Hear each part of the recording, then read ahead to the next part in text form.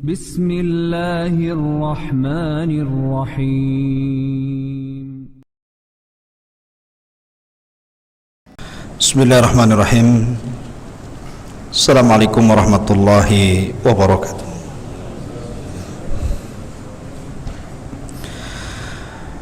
Alhamdulillah wassalatu wassalamu ala Rasulillah wa ala alihi wa sahbihi wa mawalah wa la hawla wa la quwata illa billahi wa ba'du. Alhamdulillah, pada malam hari ini kita bisa melanjutkan kajian kitab Tauhid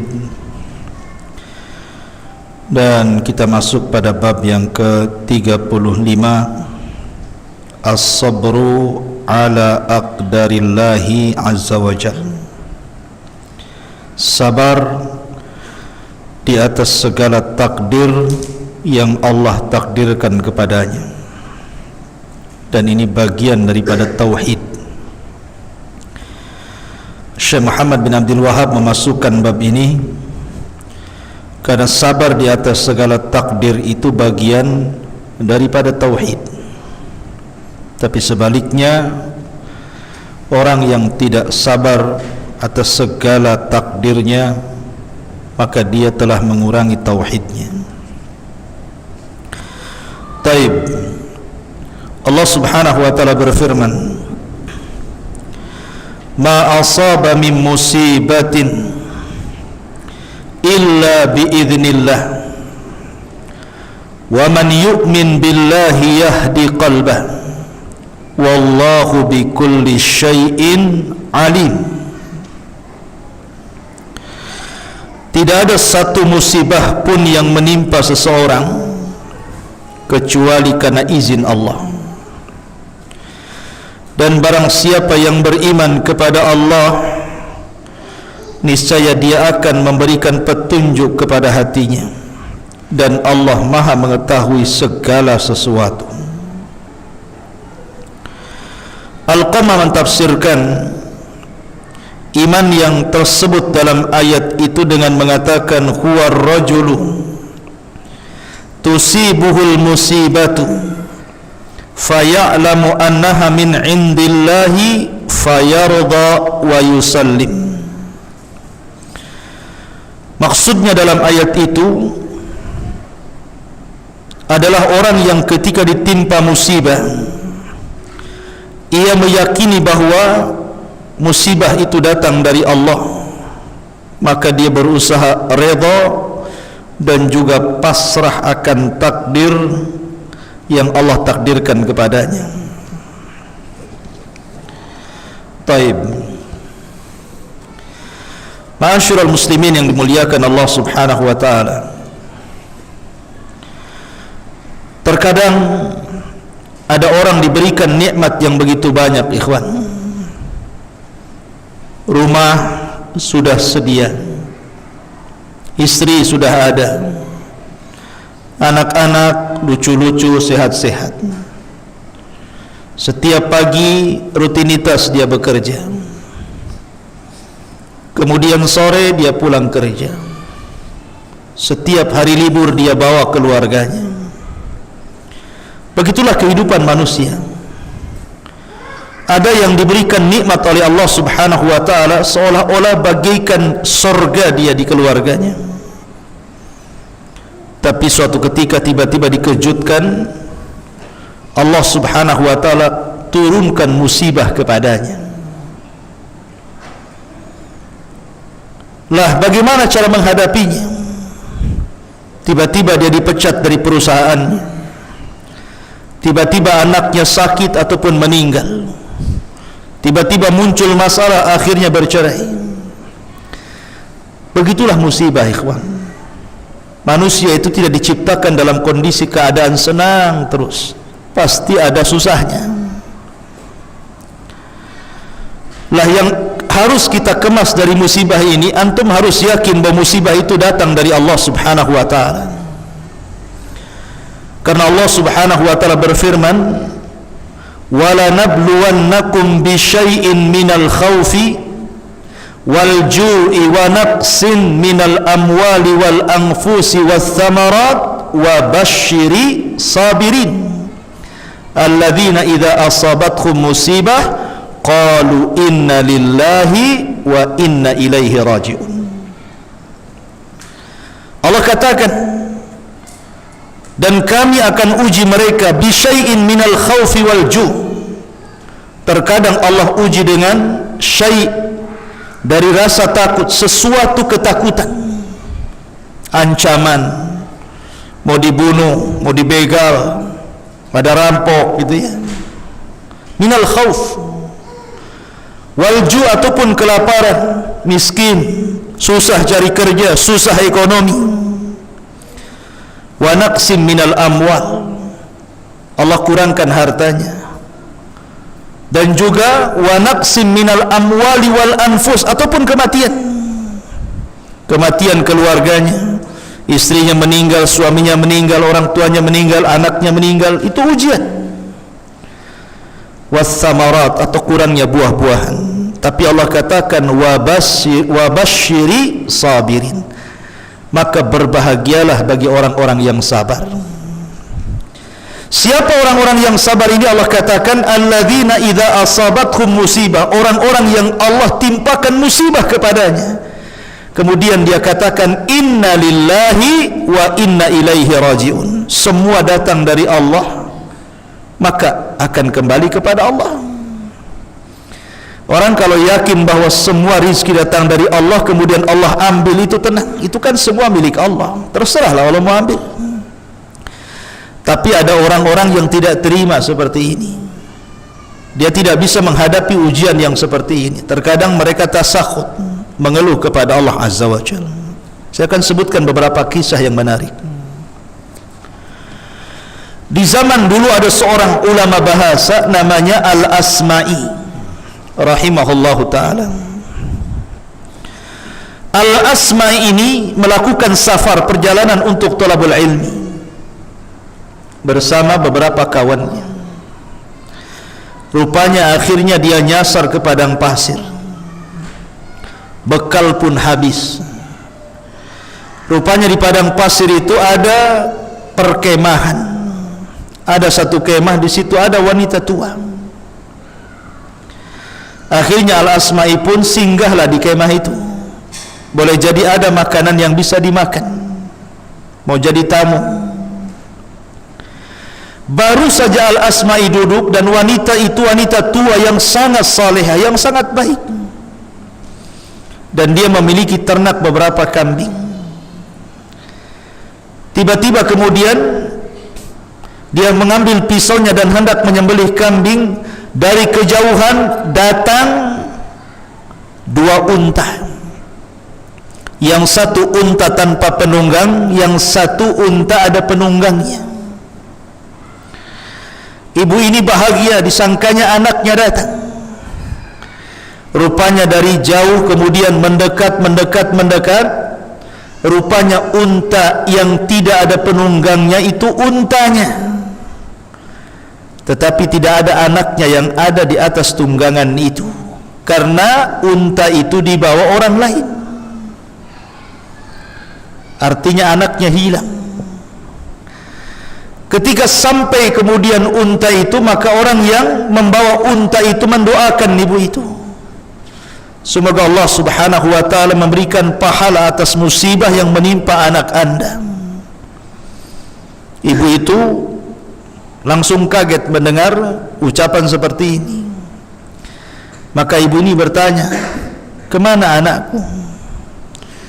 Maka kata penunggang unta satu ini mengatakan, sesungguhnya anakmu jatuh di tebing, kemudian jatuh ke jurang dan mati. Ibu ini langsung shock, tapi berusaha sabar dia. Akhirnya dia mengatakan kepada penunggang unta itu, bisakah kau turun, sembelihkan kambing itu, kemudian kita masak, ada tamu. Lihat sabarnya di sini. Dalam kondisi dia mendengar berita anaknya meninggal, dia sempat-sempatnya mengatakan kepada orang itu, ayo kita sembelih kambing, ada tamu. Akhirnya disembelihlah. Asma'i hanya bisa mendengar, terpukau kaget, Sesabar itu ibu itu. Setelah kemudian kambingnya disembelih, dikuliti, kemudian direbus, kemudian dihidangkan, ibu ini mengatakan kepada Al-Asma'i, ya Fulan, saya melihat anda ini orang alim, bisa enggak kau bacakan satu ayat kepadaku untuk menenangkan hatiku? Maka Imam Asma'i tiba-tiba membaca ayat yang tadi saya baca, wala nabluwannakum bisyai'in minal khawfi wal ju' wa naqsim minal amwali wal anfusi was thamarat wa basyiris sabirin alladzina idza asabathum musibah qalu inna lillahi wa inna ilaihi raji'un. Ketika ibu ini mendengar inna lillahi wa inna ilaihi raji'un, tenanglah ibu ini, dan dia pun mengatakan, ya Allah, Allahumma ajirni fi musibati, ya Allah berikan pahala atas musibah yang menimpaku. Lihat, mungkin kalau antum posisi di ibu ini nggak gitu, maaf ya, saya harus cari anak saya dulu, sebaiknya kalian pulang gitu ya. Ya, begitulah orang-orang di zaman dulu itu mencerminkan bagaimana sabar di atas takdir. Bahkan ada seorang syekh itu bercerita, ini kisah nyata ya. Jadi ada seseorang kedatangan tamu. Orang ini punya 3 anak, semua kecil-kecil, belum balik, masih belum berakal ya. Datanglah tamu rombongan. Kemudian karena ingin memuliakan tamu, dia ambil salah satu anak unta, kemudian disembelih. Lah anak-anak kecil yang belum balik, yang belum berakal ini melihat bapaknya sedang menyembelih unta. Tiba-tiba kakaknya yang paling besar mengambil pisau dan mengatakan kepada adiknya, "Dek, bagaimana kalau seandainya kita lakukan apa yang dilakukan abi bapak kita? Ku sembelih kamu sebagaimana dia nyembelih unta." Subhanallah ya. Akhirnya unta itu disembelih. Ini yang kakak nyembelih juga adiknya. Namanya anak-anak, belum berakal ya. Makanya hati-hati antum, jangan nyembelih-nyembelih dekat anak, ditirukan deh sama adiknya, disembelih nanti ya. Akhirnya kemudian ayahnya sudah nyembelih unta, untanya sudah tumbang, siap dikuliti. Tiba-tiba mendengar adiknya menjerit, anaknya menjerit ya. Maka ayahnya langsung kemudian berteriak. Anaknya ketakutan lari keluar rumah, datang mobil ditabrak dua-duanya, mati semua. Adiknya mati disembelih, dua-duanya ketabrak mobil. Bapaknya langsung terdiam melihat kondisi seperti itu, megap-megap dia, kena serangan jantung, mati juga bapaknya. Langsung 3 orang anaknya meninggal, dia pun meninggal. Tinggal ibunya. Ibunya hanya bisa terdiam. Apalah yang bisa dilakukan dalam kondisi seperti ini, ikhwan? Kayak patung. Dalam sekejap saja musibah itu bisa beruntun. Musibah itu, ikhwan, kalau Allah turunkan, terkadang musibah itu beruntun, dan ini perlu kesabaran. Jangan sangka orang yang beriman itu kemudian Allah biarkan, ahasiban nas an yutraku an yaqulu amanna wa hum la yuftanun. Apakah manusia mengira ketika mereka mengatakan saya beriman kepada Allah, mereka tidak diuji? Mereka akan diuji untuk mengetahui siapa yang jujur keimanannya dan siapa yang dusta keimanannya. Begitulah ujian manusia itu. Makanya Abdullah bin Abbas radhiyallahu anhu ketika datang kabar anaknya meninggal, dia langsung mengatakan inna lillahi wa inna ilaihi raji'un. Berusaha sabar. Karena Nabi SAW pun pernah diuji kematian anaknya. Abdullah meninggal di waktu bayi, Qasim meninggal di waktu bayi, Ibrahim yang sudah 1 tahun 10 bulan meninggal juga. Sampai Rasul menangis. Nabi lo menangis, tak tahan kesedihan. Tapi bukan berarti Nabi menolak takdir ketika Abdurrahman bin Auf bertanya, "Wa ma yubkika ya Rasulullah? Kenapa Anda menangis wahai Rasul?" Rasul hanya mengatakan, "Innal aina la tadma wa innal qalba la tahzan wa inna bi firaqika ya Ibrahim la mahzunun." Ya Abdurrahman, mata ini bisa menangis, hati bisa bersedih. Perpisahanku dengan Ibrahim ini sungguh menyesakkan dada. Tapi aku tidak menolak takdir. Boleh menangis. Inna lillahi wa inna ilaihi raji'un. Ummu Salamah, ketika meninggal suaminya Abu Salamah, bagi Ummu Salamah tidak ada laki-laki terbaik melebihi suaminya. Ada orang yang datang melamarnya ditolak, datang lagi laki-laki melamarnya ditolak, karena bagi dia tidak ada manusia yang lebih baik daripada Abu Salamah. Begitulah kecintaan Ummu Salamah kepada Abu Salamah. Saat menjelang wafatnya, Rasul datang kepada Ummu Salamah dan mengatakan, "Ya Ummu Salamah, isbiri, sabarlah, dan berdoalah kepada Allah, Allahumma jurni fi musibati wa akhlufhu khairan min ahli." Katakan, ya Ummu Salamah, ya Allah, berikan balasan atas musibah yang kau timpakan kepadaku, dan gantilah Abu Salamah dengan yang lebih baik yang kau kehendaki. Kata Ummu Salamah, tidak mau saya doa itu ya Rasul, karena bagi saya tidak ada yang lebih baik daripada Abu Salamah. Kata Rasul, sudah, baca saja, mudah-mudahan ada yang lebih baik daripada Abu Salamah. Dibacalah doa ini, ya Allah, berikan pahala atas musibah yang menimpaku, dan gantikan Abu Salamah dengan laki-laki yang lebih baik darinya. Selang beberapa waktu setelah masa iddahnya hilang, laki-laki banyak yang melamar Ummu Salamah, ditolak, sampai akhirnya Rasul yang datang. Wah, rupanya ini yang lebih baik daripada Abu Salamah. Ya, kalau ada orang meninggal, bisikkan pada jandanya, insya Allah ada yang lebih baik dari abangmu tuh. Maksudnya siapa? Aku, katanya. Gawat. Ya kan? Ma'asyiral muslimin yang dimuliakan Allah Azza wa Jalla. Maka Rasul mengatakan, "Aku pinang dirimu hai Ummu Salamah." Kata Ummu Salamah, "Ya Rasulullah, bukan aku tolak lamaranmu. Masalahku anakku masih kecil-kecil, masih anak-anak yatim, dan aku ini wanita pecemburu, tidak mungkin aku dipoligami." Kata Nabi SAW, "Ya Ummu Salamah, anak-anakmu anak-anakku. Jadi kalau antum nikah dengan janda punya anak, jangan mau sama ibunya saja, mau juga sama anaknya." Kata Rasul, "Anak-anakmu anak-anakku.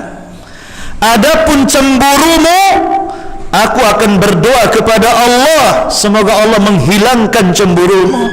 Maka Rasul berdoa, hilang cemburunya. Nih saya cari doa ini, sampai sekarang enggak ketemu. Ana mau ajarkan ke antum. Ma'asyiral muslimin yang dimuliakan Allah Subhanahu wa taala.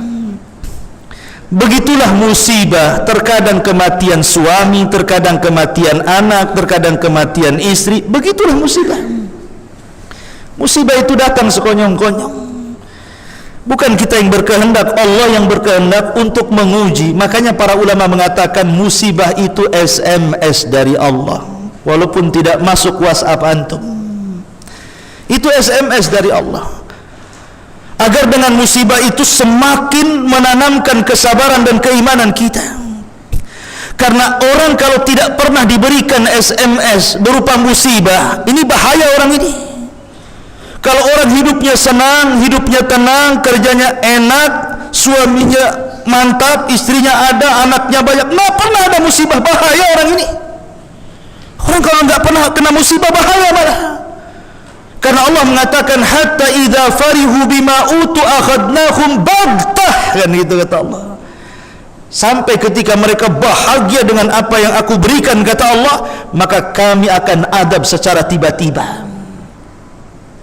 Karena orang yang diberikan nikmat terus tidak kena musibah itu istidraj, artinya sanastadrijuhum min haitsu la ya'lam. Kami biarkan mereka sampai ketika mereka lalai, kami adab mereka.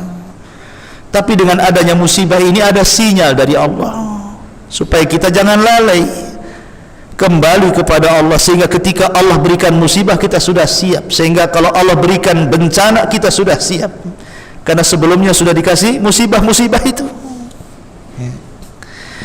Maka yakin, percaya dengan takdir, karena musibah ini macam-macam. Ada orang itu Masya Allah senang hidupnya, pekerjaan enak, anaknya sehat, istrinya cantik, soleh dan soleha, pagi kerja, pulang petang gitu kan, enak. Tiba-tiba dikejutkan, Allah takdirkan dia pula yang sakit. Medical check up ke dokter, sakitnya parah, ya, komplikasi sakitnya. Dia tidak tahu karena nggak pernah medical check up. Sekali sakit parah, terbaring, stroke dia. Ada orang yang diberikan musibah seperti itu. Maka kalau seandainya Allah menimpakan musibah yang seperti ini, berkacalah kepada Nabiullah Ayub alaihi salatu wassalam. Karena Ayub alaihi salatu wassalam itu diberikan musibah, bukan hanya satu musibah, tapi musibah-musibah. Mulai daripada kehilangan harta, mulai daripada kehilangan seluruh anak-anaknya, mulai dari kehilangan semua teman-teman baiknya, mulai kehilangan semua kehormatannya, kemuliaannya manusia hilang, satu persatu menjauhinya. Karena memang begitu.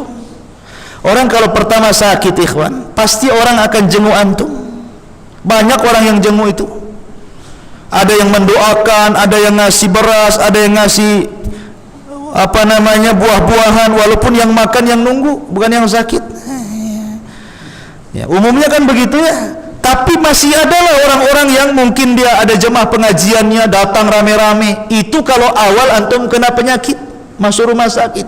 Tapi kalau sakitnya sudah tahunan, sudah setahun, 2 tahun, malas orang datang. Paling yang jaga di samping antum itu ya istri antum, anak antum saja kan. Begitu memang, itu tabiat manusia. Awal saja rame, kadang-kadang ditinggalkan. Akhirnya apa? Istrinya minta cerai pula. Aduh musibah, sudah terbaring istrinya minta cerai pula. Karena sudah kelamaan jaga suaminya, dia yang cari kerja, dia nggak tahan. Rupanya kerja di luar kepincut pula dengan laki-laki sehat. Ya, bang gimana bang? Kayaknya nggak lama lagi kita. Kata abangnya, aku pun tak lama lagi mau mati kok. Bukan itu maksudnya. Kacau ini istri, stres. Nggak ada akalnya istri kayak gini nih. Waktu sehat abang sayang, waktu sakit ditendang lah si abang nih. Ya. Masyurah muslimin yang dimuliakan lah, Nabi Ayub ini sama kondisinya seperti itu. Tapi lihat dia punya istri yang solehah luar biasa. 18 tahun dia jaga, dia rawat, dia mandikan. Kan Nabi Ayub sudah tidak bisa bergerak. Dia yang cari kerja, dia yang cari makan. Kata para ulama, kalau dalam kondisi seperti ini istri dapat 2 pahala. Pertama, pahala berbuat baik kepada suami. Yang kedua, pahala sedekah kepada suami. Itu kalau berakal. Cuman wanita zaman sekarang akalnya ditaruh di dengkul, ya. Sehingga terkadang baru diuji seperti itu saja udah goyang tuh imannya. Apalagi ada bisikan kawan-kawannya, sudahlah, aku lihat kok kasihan itu, semenjak suamimu sakit kau murung, jarang berdandan, sudah tak cantik, sudah tak putih lagi gitu. Datang setan, ya kan? Jadi iblis pula dia. Ya. Ma'asyiral muslimin yang dimuliakan Allah Azza wa Jalla, terkadang ada orang yang diberikan musibah seperti ini. Ya. Bahkan ada seorang ulama, ikhwan, diuji luar biasa, terkadang diuji agamanya. Namanya siapa, rupa Al-Fadl, siapa namanya, Fadl gitu, seorang ulama tabi'in. Karena kezaliman pemerintah, ditangkap dia sama anaknya, dimasukkan ke penjara. Ya. Ini sakit bapaknya di penjara itu, seorang ulama, anaknya juga seorang ulama. Anaknya ini birrul walidain sama bapaknya. Pertama masuk penjara masih dikasih fasilitas, dia nyalakan kayu bakar, kemudian membuat air panas untuk mandi ayahnya. tapi lama-lama dilarang oleh penjara, tidak boleh lagi. Terpaksalah dia angkat air itu ke lampu, ya, dipegangnya lama di atas lampu itu supaya panasnya lampu itu masuk ke dalam air. Rupa-rupanya jahat, lampunya pula dimatikan, ya. Akhirnya kemudian bagaimana cara menghangatkan air? Akhirnya air itu dipeluk sama dirinya supaya hangat badan, masuk ke dalam air, supaya bapaknya bisa mandi, ya. Sampai seperti itu ada orang-orang yang diuji, ikhwan. Itu diuji agama itu luar biasa, keluar masuk penjara, sampai di penjara disiksa luar biasa. Di zaman Khalifah Ma'mun banyak para ulama yang dipenjara, banyak para ulama yang dibunuh. Ya, manusia tidak lepas daripada ujian, tetapi mengemas ujian itu haruslah sabar. Karena ada orang itu yang berjalan di permukaan bumi terus diuji sampai akhirnya tidak ada dosa di badannya. Innama yuwaffas sabiruna ajrahum bighairi hisab. Begitulah Allah berikan balasan kepada orang-orang yang sabar tanpa batas. Ada sorga yang tidak bisa diraih dengan amal, dia pula bisa meraihnya dengan sabar. Makanya iman itu dibagi dua, separuhnya sabar, separuhnya syukur, ya. Taib. Kemudian diriwayatkan dalam Sahih Muslim dari Abu Hurairah radhiyallahu an bahwa Rasul bersabda, "Ithnatani fin nasi huma bihim kufrun, at-ta'nu fin nasabi wan niyahatu 'alal mayyit." Dua perkara yang masih dilakukan orang padahal keduanya adalah kekufuran. Satu, mencela keturunan, yang kedua meratap kepada orang mati, ya. Ini adat jahiliyah nih. Karena dalam riwayat Arba'un ada 4 perkara min amril jahiliyah la yatrukuhun. Semuanya dari perkara jahiliyah yang kalian tidak bisa meninggalkannya. Salah satunya at-ta'nu fil ansab, mencela nasab, wan niyahatu 'alal mayyit, dan meratap. Lihat orang-orang Syiah itu, ikhwan. Setiap bulan Asyura tanggal 10, lihat antum di YouTube bagaimana orang-orang Iran mereka membawa pedang, membawa golok, membawa pisau, kemudian ujungnya dirantai, kemudian dipukul-pukul ke badannya sampai berdarah-darah, sampai anak yang belum balik ditotok palu kepalanya biar keluar darah. Dan mereka mengatakan, "Ya Husain, ya Husain." Mereka ingin menebus dosa Husain karena Husain mati dibunuh di Karbala. Apakah ini ajaran daripada Rasulullah? Bukankah Rasul mengatakan salah satu kekufuran adalah an-niyahatu 'alal mayit, meratap kepada orang mati? Harusnya didoakan Husain itu, bukan diratap, ya. Tapi mereka meratap. Nggak boleh meratap, karena di masyarakat ini kadang-kadang nih seorang istri itu kalau tidak kuat imannya, ketika meninggal suami itu, wah, belum meninggal itu baru nazak udah jerit-jerit. Ada tuh, saya pernah melihat itu di kampung itu. Ini suaminya baru nazak, katanya ini udah nazak nih katanya. Menurut orang-orang yang menyaksikan, wah, istri udah guling-guling tuh, guling-guling di tanah. Wah, dipegangi orang ramai, dibawa ke kamar itu. Rupanya tak jadi mati, ya kan? Udah belum jadi, nggak jadi mati, ya. Sembuh suaminya. Udah kayak gitu tuh, ya. Ada orang-orang yang seperti itu. Gimana kalau jadi mati kan? Wah, makin lagi. Mungkin dia datang ke kuburan, dikorek tuh kuburannya. Ya, siapa bang yang ngasih makan aku, yang ngasih makan anakku, katanya. Gimana sekolahnya anak-anak, katanya. Coba kalau seandainya betul-betul keluar tuh dari kuburan abangnya tuh, coba betul-betul keluar tuh abangnya, kira-kira itu gimana itu? Bisa lari hantunya keluar. La ikhwatu fiddin, muliakan Allah azza wa jalla. Ada orang-orang yang kemudian ini tidak sabar, akhirnya niyahah, jatuh ke dosa besar, ya. Makanya Nabi SAW mengatakan, laisa minna man darabal khudud wa syaqqal juyub wa da'a bid'wal jahiliyah. Tidak termasuk golongan kami orang yang memukul-mukul pipi, merobek-robek pakaian, menyeru dengan seruan jahiliyah. Orang-orang Syiah jangan ditiru, ya. Kemudian diriwayatkan dari Anas bin Malik radhiyallahu an, idza arada Allahu bi 'abdihi al-khaira ajjala lahu bil 'uqubati fid dunya wa idza arada bi 'abdihi syarra amsaka anhu bi dhanbihi hatta yuwafiya bihi yaumal qiyamah. Apabila Allah menghendaki kebaikan pada seorang hambanya, maka dia menyegerakan hukuman baginya di dunia. Lihat, jadi kalau orang baik diuji, itu sengaja supaya makin meningkat. Karena kalau anda diuji, umpamanya disakiti orang, ya, ada orang yang menyakiti anda, hakikatnya orang yang menyakiti kita itu sedang mengangkat derajat kita sebenarnya. Anda tidak sadar. Ada orang mencela kita, ada orang menghina kita, mendolimi kita, hakikatnya dia sedang mengangkat kita. Di mata dia, dia sedang merendahkan kita, tapi di mata Allah, Allah sedang mengangkat kita dengan ujian manusia itu.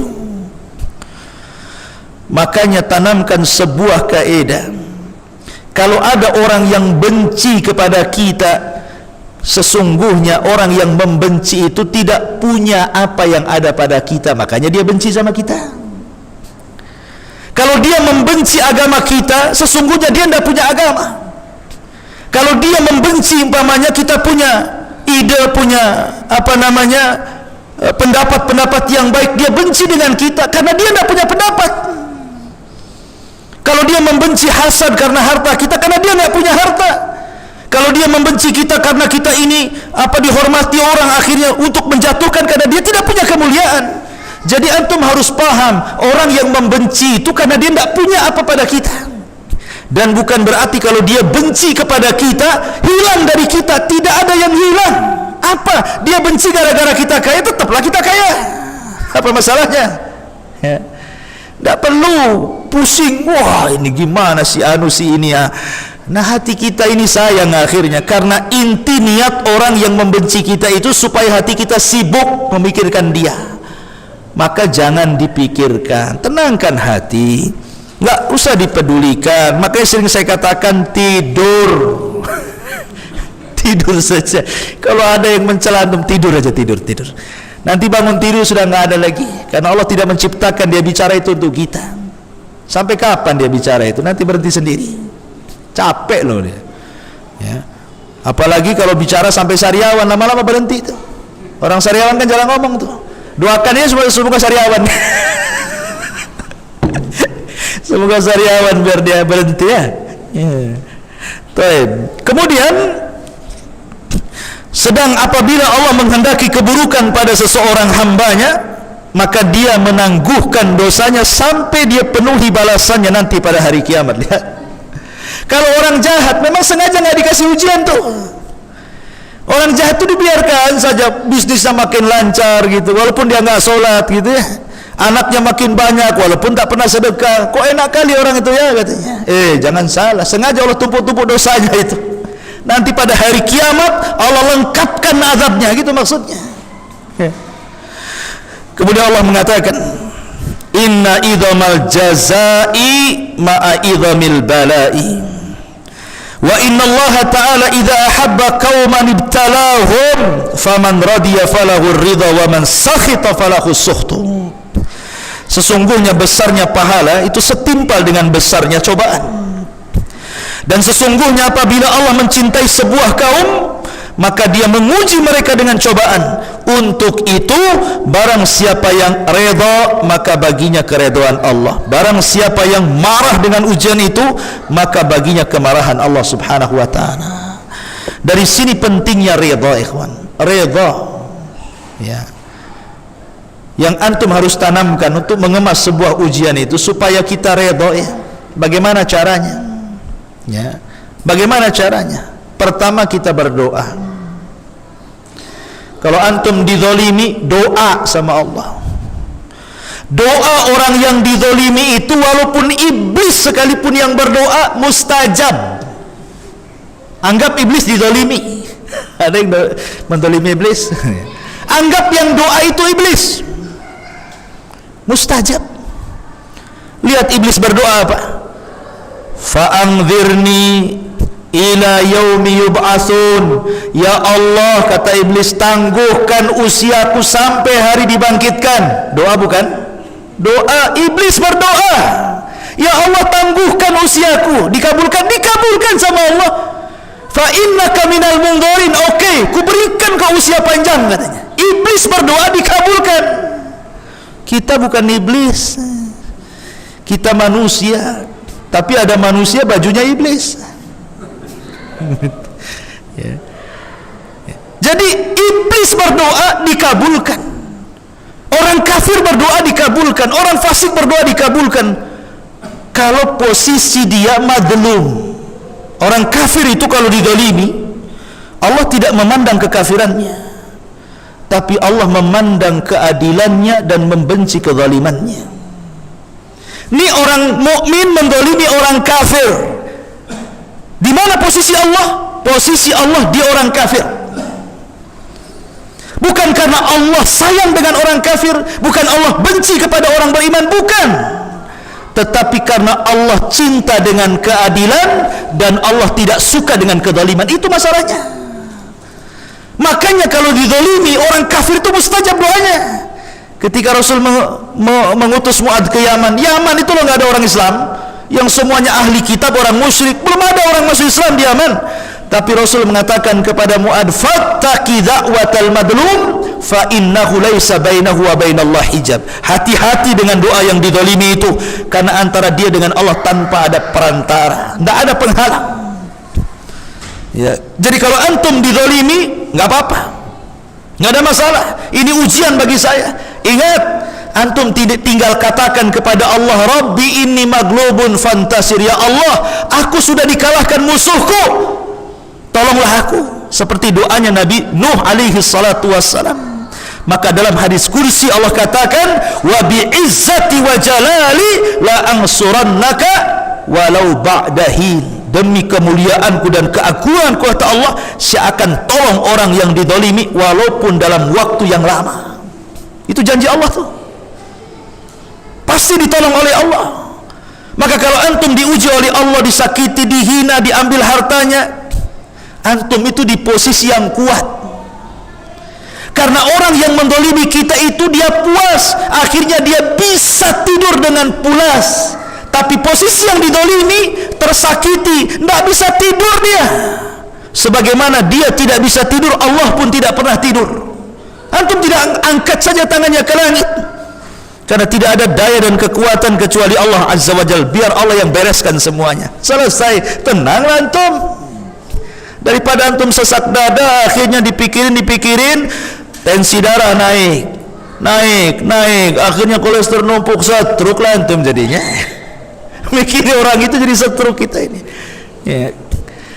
Itu biar antum tenanglah. Sudah dizalimi saja. Emang bisa apa dengan dia? Kita punya Allah kok. Ya. Ini kalau kita disakiti, diuji dengan seperti itu. Kalau memang diuji dengan kematian, diuji dengan penyakit, ya mintalah Allah yang kasih penyakit, Allah yang angkat. Wa idza maridtu fahuwa yashfi. Minta kepada Allah supaya diangkat. Kalau nggak diangkat-angkat, sengaja Allah itu untuk menggugurkan dosa kita. Ustaz, saya sudah berdoa terus tapi tidak dikabulkan. Ini istijal namanya. Salah satu doa ditolak itu karena istijal. Da'autu falam yastajib lu. Saya sudah berdoa tapi nggak dikabulkan. Ini kalimat ini yang menyebabkan doa tidak akan dikabulkan, karena tergesa-gesa. Apa sulitnya? Berdoa saja nggak dikabulkan? Nggak mungkin nggak dikabulkan, pasti dikabulkan. Cuman pengabulan Allah itu terkadang ada yang ya, ada yang ditunda nanti untuk diangkat derajat kita di sorga. Ada yang diganti, yang minta lain, yang dikasih lain sama Allah. Ya, mungkin kita meminta, ya Allah saya ini miskin, sudah 20 tahun jadi kuli bangunan, ngontrak, ya, tolonglah kasihlah pekerjaan yang layak, gaji yang layak, supaya saya minimal bisa lah nyicil rumah, cicilan syar'i yang tidak ada riba umpamanya. nggak dikabul-kabulkan.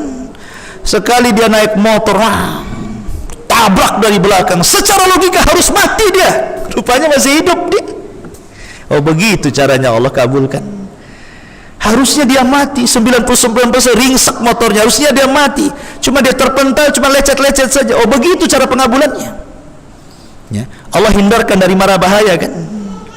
Seperti cerita yang sering saya dulu ceritakan, mungkin antum sudah lupa. Ada seorang kakek, dia sudah punya istri, punya anak banyak, ingin poligami. Nih dengarkan, bagi kakek-kakek yang ingin poligami. Nih kakek nih sudah tua, tapi tuanya itu dari pusar ke atas, dari pusar ke bawah masih muda, jadi ingin poligami, ya. Akhirnya ada pula seorang gadis. Gadis ini ya tidak terlalu tua, tapi masih gadis. Karena kakek ini kaya gitu ya, punya istri, punya anak. Dilamarlah sama sang kakek ini gadis itu. Akhirnya Allah takdirkan mau pula itu si gadis itu, dipoligami sama sang kakek itu. Rupanya kakek ini senang karena tidak ada perlawanan. Artinya tidak ada usaha yang memayahkan untuk mendapatkan hati sang gadis itu. Allah lancar, meluncur begitu saja, tahu-tahu diterima. Oh, jangan-jangan gadis itu cinta sama saya sebagaimana saya cinta sama dia. Menikahlah kakek itu dengan sang gadis. Pagi hari akad, malam hari Allah bolak-balikan hati gadis itu, tiba-tiba membenci kakek itu di malam itu. Tiba-tiba benci saja sama kakek itu dan minta cerai tanpa ada alasan, padahal sudah akad, sudah resmi, sudah sah. Malam itu tiba-tiba melihat kakek itu jadi benci. Akhirnya kemudian dia minta malam itu diceraikan. Wah, mana nih ceritanya nih? Akhirnya karena kasihan, diceraikanlah gadis itu. Kakek ini karena saking cintanya, tiap malam lah dia berdoa kepada Allah, Allahumma ruddaha ilayya, Allahumma ruddaha ilayya. Ya Allah, kembalikanlah si gadis itu kepada aku. Udah kadung cinta dia, tapi sudah diceraikan. Ya, mudah-mudahan dengan doa itu Allah kabulkan, balik lagi dia rujuk gitu ya. Sampai habis masa iddahnya rupanya ndak rujuk-rujuk. Ya. Habis masa iddahnya. Rupanya selesai masa iddah, si gadis ini dilamar oleh kakek yang lain. Loh, ini memang spesialis kakek. Ya. Tapi kakek yang kedua ini belum menikah. Kakek tua, namanya Bujang Lapo namanya. Nikahlah dengan kakek yang kedua ceritanya ini. Wah, cemburu si kakek pertama ini. Tapi dia sudah berusaha berdoa seikhlas mungkin kepada Allah, tahajud tengah malam meminta. Rupanya ceritanya berbeda. Setelah menikah gadis itu dengan kakek yang kedua, Allah takdirkan barulah satu malam menikah, besoknya si gadis ini sakit. Setelah sakit dibawa ke rumah sakit, rupanya diponis kanker payudara sebelah kiri dan harus dioperasi. Akhirnya dioperasilah gadis ini payudara sebelah kirinya. Allah takdirkan koma dia. Ya. Lah ketika kemudian kanker itu sudah dipotong, rupanya menjalar ke payudara yang kanan. Dalam kondisi koma, ini harus dioperasi, kalau tidak sampai jantung mati. Rupanya dioperasi lagi 1 tahun dia tidak siuman. 1 tahun. Ini si kakek yang kedua ini saking cintanya udah habis dunianya, sawahnya dijual, rumahnya dijual, semua dijual supaya istrinya sembuh. Tapi sudah 1 tahun sakit terbaring di rumah sakit, akhirnya Allah takdirkan meninggal pula gadis ini. Dari sini kata para ulama, oh begitu cara pengabulan Allah kepada doa si kakek yang pertama. Coba bayangkan, kalau seandainya tidak bercerai, kemudian sakit, kereklah si kakek ini untuk ngobati ini, habis mungkin hartanya. Ya, mungkin hartanya habis, mungkin dia bisa masalah dengan istri pertamanya, dengan anak-anaknya kan. Rupanya Allah menghendaki lain, tidak jadi poligami, Pengabulannya apa? Dia sudah berdoa, Allahumma ruddaha ilayya, ya Allah kembalikan dia kepadaku, kembalikan kepadaku. Rupanya Allah kabulkan doa bukan cara seperti itu. Allah sengaja tidak kembalikan, kemudian dibuat ibrah. Rupanya dia sakit seperti itu, habisin harta banyak. Begitulah cara Allah mengabulkannya, menghindari dari keburukan. Ya, jadi bukan tidak dikabulkan, dikabulkan, cuman caranya lain. Ya, jadi menghadapi takdir Allah Azza wa Jal dengan redha, berdoa, tawakal, berusaha gitu ya, maka itu bagian daripada bersabar dengan takdir. Wallahu alam. Saya kira cukup, udah jam 9. Tidak ada pertanyaan. Subhanallah bihamdika, asyhadu an la ilaha illa anta astaghfiruka wa atubu ilaik. Allahu ta'ala. Assalamualaikum warahmatullahi wabarakatuh.